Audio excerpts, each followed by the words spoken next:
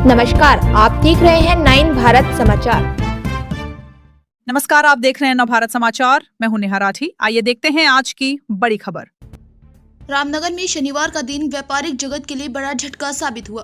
राज्य कर विभाग ने कमिश्नर के निर्देशों पर एक साथ कई मोर्चों पर बड़ी कार्रवाई करते हुए जीएसटी टैक्स चोरी और वित्तीय अनियमितताओं के कई गंभीर मामलों का खुलासा किया।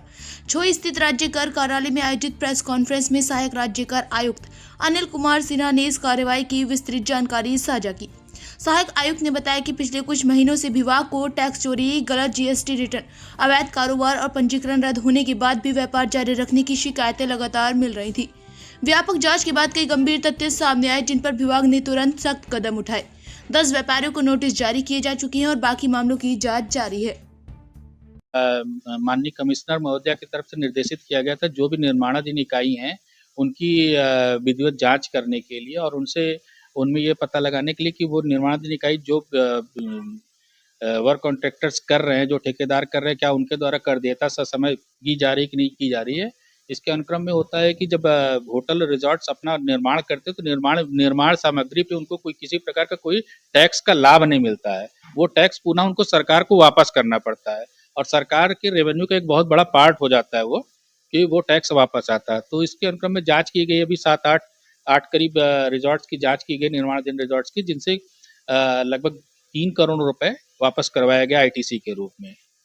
और मनरेगा की सूचना अभी शासन से प्राप्त हो गई है 2 वर्ष की, 22-23-23-24 की, जो हम लोग को भेज दी गई कंसर्निंग क्षेत्र के हिसाब से। हमें जैसे रामनगर क्षेत्र के उन व्यापारियों की सूची प्रदान कर दी गई है जिनके द्वारा मनरेगा के अंतर्गत कार्य किया गया और सरकार से गवर्नमेंट से उसका पेमेंट लिया गया है, जिनकी जांच की जा रही है। प्रथम दृष्टया अभी 22-23 में हमारे पास 10 ऐसे व्यापारी चिन्हित किए गए हैं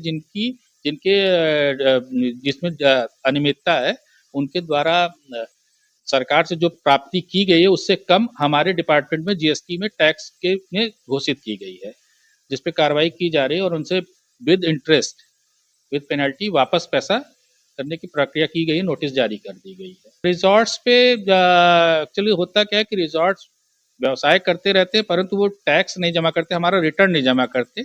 उसमें चिन्हित किए गए हैं अभी 5 रिजॉर्ट्स ऐसे मिले जिनमें अनियमितता पाई गई, जिनको नोटिस दी गई है और उनसे टैक्स वसूलने की प्रक्रिया की जा रही है।